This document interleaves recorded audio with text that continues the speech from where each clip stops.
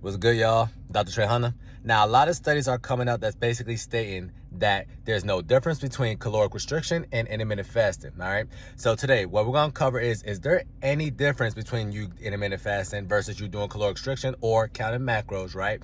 And which one is better for optimal weight loss, all right?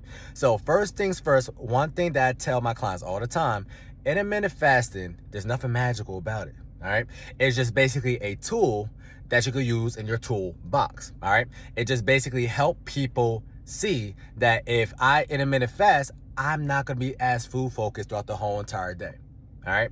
So there is some benefits of intermittent fasting, right? Just like there's benefits of you counting macros. It just depends on what type of individual you are, all right? So just to give you an idea of what I mean. So if you're somebody who kind of came from a athletic background, you probably played sports in high school, some in college, right? You kind of live in the gym, or you really like going to the gym about 3 to 4 times a week.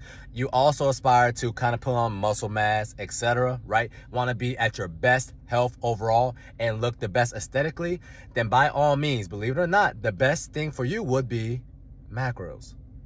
But in order for you to do macros, what does that entail? You got to be somebody who is a little bit more meticulous with every little detail. I'm talking about you're weighing out your food. I'm talking about you doing spreadsheets. I'm talking about you have to hit your exact macros, your protein, your fat, your carbs every single day.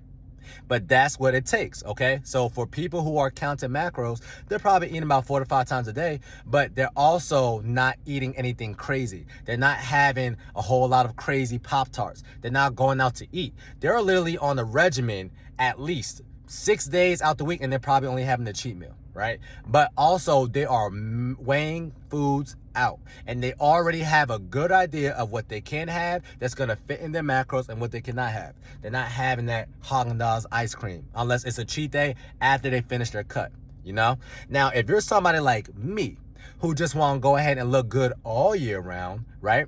And you don't care to weigh out your foods. You don't care to cook every single day, because believe it or not, I barely cook. I probably cook once to twice a week, literally, right? But because I already have an idea of how my plate should look, and because I'm intermittent fasting, I have more wiggle room. Why? The people that's counting macros, they're eating all day long. So let's say they have their first meal at 8 o'clock, and they probably have their last meal at 8 o'clock or 10 o'clock, right? It's about a 10 to 12 hour window. But every single thing that they put on their plate, they get that food scale out, measure it out. So if you want to live that life, then by all means, you can eat all day long. Once again, there's nothing crazy or magical about intermittent fasting. It just makes it easier for the people who don't care to do all that.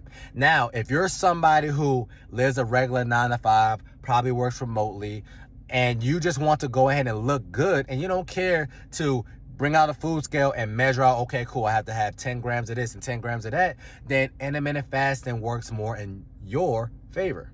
So as you can see, everything is based off how you want your lifestyle to be. If you're somebody who's trying to be an athlete or trying to do CrossFit, you're athletic and you want to go ahead and do competitions, 5K runs and all that, then macros might be a little bit better if you can handle it. Now, me, I can't handle it. I don't care about measuring things out. If I want some fries, I'm gonna have some fries, right? So because I'm doing an intermittent fasting window, and because I'm giving my body more time to run off its own body fat, I can have my fries. Versus the people doing macros. Kind of see what I'm saying? So you have more leniency when you're doing intermittent fasting. You have more room to mess up when you're doing intermittent fasting. All right.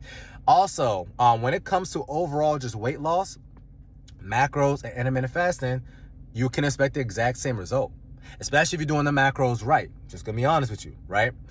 But when it comes to overall metabolic health, guess which one wins? Of course, intermittent fasting. Why? When you're intermittent fasting, it lowers your glucose, which means what? Your blood sugar levels is going to be better. It's going to be more even. If you're somebody that's already dealing with high blood pressure, when you're doing intermittent fasting, because you're giving your body time to digest all the nutrients and all the food that you're providing it, and you're literally getting into a better metabolic state because glucose levels are not crazy high all the time and it's not sporadic, then your blood pressure lowers. Which means what? If you're somebody that's dealing with high blood pressure, it's going to help you, right? If you're somebody that has a high fasting insulin, so just so you have an idea, insulin higher than like 5 on the average, fasting insulin, that's kind of crazy. All right. So you want to have it lower than 5 on average. Now, if you're somebody that has high cholesterol or high triglyceride levels, believe it or not, it's not LDL that's causing you to have cholesterol or any problems with cholesterol. It is triglycerides. All right. And if you want to raise your cholesterol, your HDL, then intermittent fasting does that. You know, so ironically, you see a lot of bodybuilders or people that look good aesthetically that is messed up in the inside.